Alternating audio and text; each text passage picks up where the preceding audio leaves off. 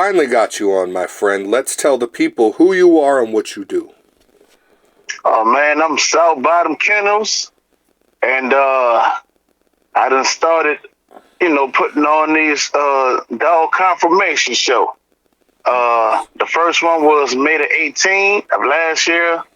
The second one was a couple weeks ago, February the 15th, 2025, and I'm looking forward to doing a lot more.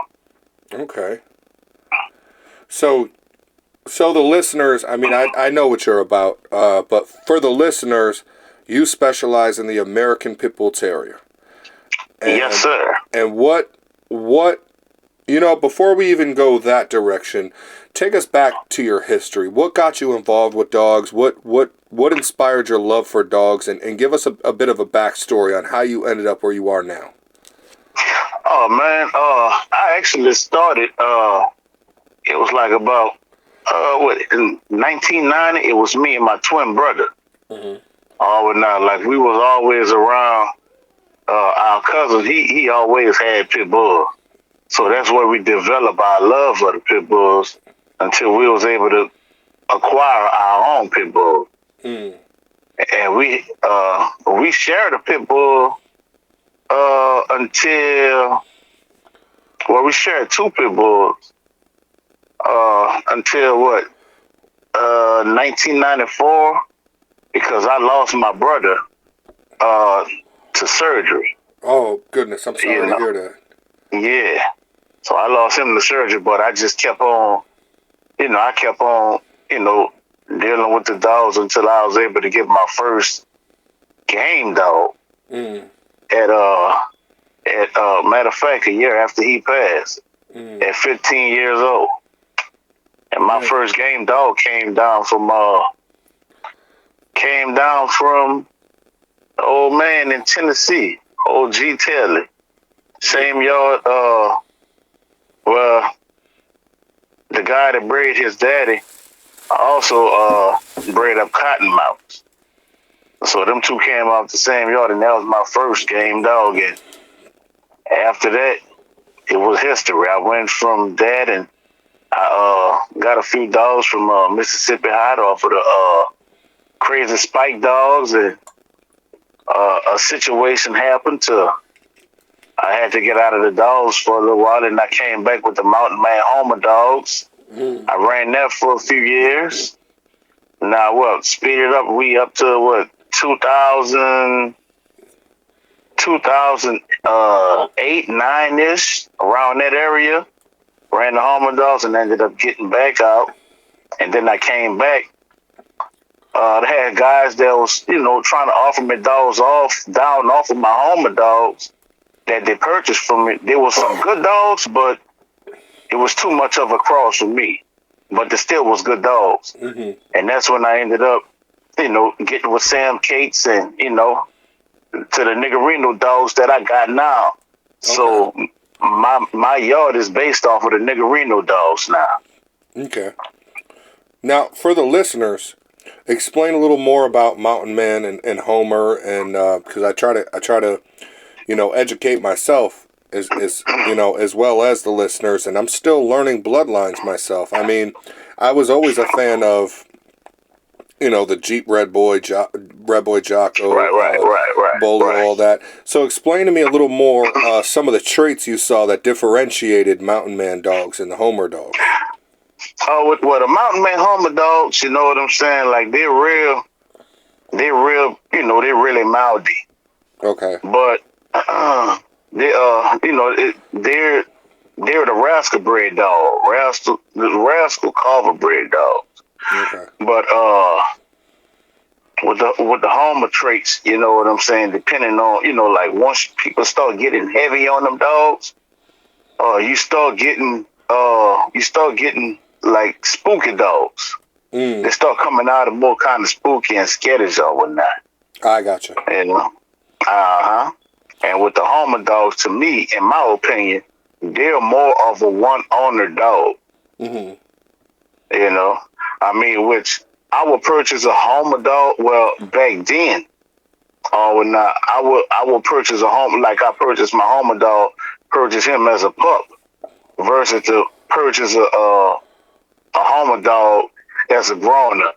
As a prospect of a grown dog, because like if they ain't really too familiarized with you or whatnot, like they ain't gonna really get too personal with you or whatnot, or get personal for you, if you know what I mean. I got you. Right. So a Homer dog is more likely to bond to one owner, and anybody else they want some smoke. Right. For the most part. Gotcha. So what made you go towards the blood you're working with now? Hold on, I'm sorry. Say that again. What made you go more towards the blood you're working with now? What made you go that direction?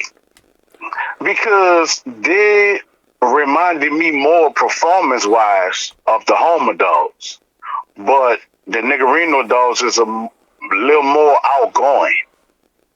They don't have no spooky traits or whatnot, and they pretty much take to you just as well. So as far as with the performance dogs or whatnot, they're more easy workers. They like to work, and they adapt this friendship with you to where there's no broken bonds with the two of you and your animal. So that what makes me that what made me wanted to get that strain of the Eli Junior dogs. So these are down from the Eli dogs for sure then. Yeah. Also the mountain Maine Homer dogs. It's just different strains. Okay, but it's down from the Eli stuff. I gotcha. As far as if you have a litter on the ground, what do you look for, and how do you select, and how do you decide? Okay, this is one that has everything I'm looking for to take on to the next generation.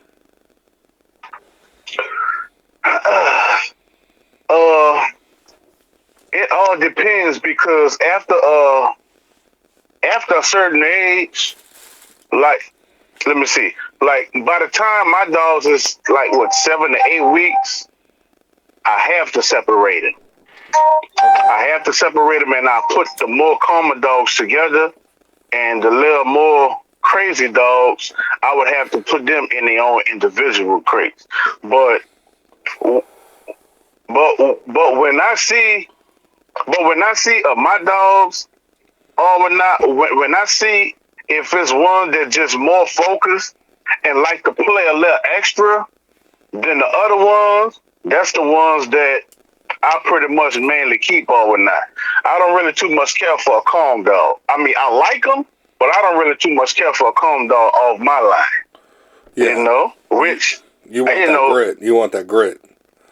Yeah, I want the grit. You know what I'm saying? Absolutely. So walk me through a little bit of what is your favorite, and I'm not going to say what you do every day, because I know the seasons change certain things. But what is your favorite feeding regimen as far as raising up a good dog?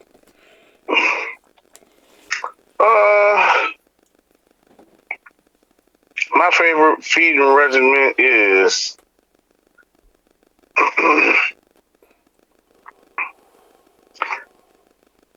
but with my dogs, I do, I do 30-20, and I do 1 cup. Okay. During the summer, because I feed so many. Some of my dogs I gotta give a half a cup, because they hold their weight so good. Gotcha. Right. Okay. And what weight ranges are we talking about? I say from 38. I say 38 to like 46, 47. Every now and then I may get one close to the 50-pound range. But nice. But that's not in every litter though. Gotcha. That's the sweet spot though. 38, Mm-hmm. 38 to 45, 47, yeah. That's Right. that sweet spot, man. And that's and the beautiful thing about that is it's not a lot of dog to feed. Right. For But real. I'm telling you, man, a lot of people don't understand. As far as my studies on the pit bull terrier, man, it even still with that small dog comes a powerhouse. Right. So let me ask you this question. Now this always throws everybody for a loop. But if you were to select another type of dog, a whole nother breed that you're interested in, what would it be? Belgian Malinois. Yep. Yeah. That's it. It's funny. Half the people say that, and half the people say the Patterdale. Oh, the pet. Every pit bull guy, The Belgian Malinois. every pit bull guy I talk to, they say half of them say the Belgian Malinois, half of them say the Patterdale, and I can see why. Right. Right. So, explain to me how you decided to do shows of your own. Like, how did this come about? Well, I decided to do it. Well, actually, it been for like about a year before I even did my first show. That my customers that buy my hot heifer, my stud up and my dewormer, they was asking me about doing the show. And Gotcha. I was like, I wasn't really with it. You know what I'm saying? I Mm-hmm. wasn't really with it. But then after the Cajun, after they stopped doing the Cajun country show, or not, we ain't really have no shows here up in Louisiana. Mm. You know, I mean, I love to go to support, different dog shows, throughout the countries, wherever I done been so far. But it ain't nothing like, supporting the dog show that you have in your hometown. Gotcha. So after a while, I laid up there. Me and my wife, we talked about it, and what happened was, I talked to some people from Louisiana. And, in Mississippi and Texas, around this perimeter, Mm-hmm. you know what I'm saying? That's, as far as how would they feel about me giving the show, Mm-hmm. because I didn't want it to step on nobody's toes for no reason, you know what I'm saying? So, 100%. Yeah. I respectfully reached out to them and asked them, so they was like, it's all good, because I was like, it ain't going to be no ADBA show.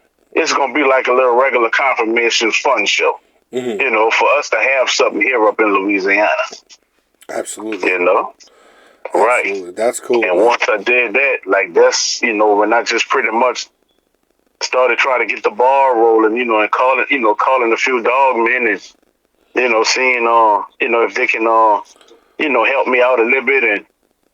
And that's, that's what we came up with. Man, that's awesome. And it seems all I seen was your second show, but man, it was a success.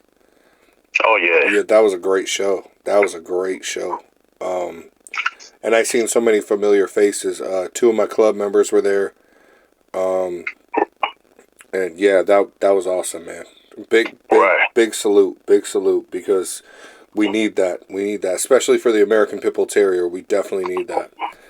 Right. So walk me through a little bit of your yard. How many dogs do you have now? Oh man, including puppies, I got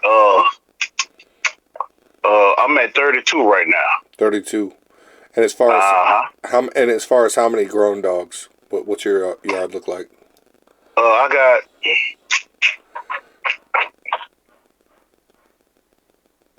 I got 26. I got 26 grown. I got 26 grown dogs. Nice. Mm-hmm. See, And the rest of them is pups from the age of 2 weeks to 6 months. Gotcha. So do you do anything different when a bitch is getting bred to when she's pregnant to when she's whelping puppies and feeding puppies? What are some of the differences you do than when you would feed like a grown dog? The only different thing I do is for is with my bitches that I breed. Like after 2 weeks after I finish my breeding, I put them on puppy food. You know what I'm saying? I put them on puppy food with pet tabs. Mm-hmm. You know, fresh water every day. You know what I'm saying? Every other day, I give them raw bacon. You know, for them to have salt up in the body to keep them from eating the puppies. Oh, well, not so. I don't do nothing too fancy. You know, I've been doing it for 25 years, 26 years. So that's all I Actually, stick with, bro. wow. Actually, I think you're onto something there. I think that's a really good tip. Raw bacon, because there's plenty of salt content, and they're getting raw food. That'll Right, keep them really full. Actually, you know, the salt content alone with the water and everything, and the raw meat. That's genius. Now, as far as supplementing, do you use any kind of supplements? the only supplements I use is the regular pet tabs. Now, pet tabs. I've never heard that before. What is that? Yeah, it's like dog vitamins. It's like That's all it like is. Is a regular multivitamin. Oh, okay. I gotcha. Uh-huh. Nice, nice, nice. Right. Like I said, I learned something new from every fucking interview. Right. And look, now as far as feeding my dogs with the raw bacon, I feed my pregnant bitch and my bitch that's whelping. I feed them that until I take the puppies from off her. Mm. Mm-hmm. Raw bacon. I think that's the ticket. I think that's the move. Yep. And it's not expensive. Yeah, absolutely. That yeah. You can get you get the cheapest bacon from out of Walmart or your nearest dollar store, Brian. Yeah. It worked wonders, bruh. Yeah, absolutely. Raw bacon. I think that's the move. All right. So, when it comes to the dog shows, what are some of the ones you have lined up for the future, just so the listeners know? I'm trying to it gonna be at the same venue, because I don't get no hassle to get the venue, and they're not expensive. So that's number one. And number two, look, matter of fact, this number two, I'm gonna give y'all a little pointers for anybody that's thinking about doing a dog show in their nearby state or city or town. Man, if you decide on doing a dog show, once you get your venue and once you get your date, the best thing to do is reach out to your vendors and let them know that you got this dog show coming up and you would like them to come and be a part of it.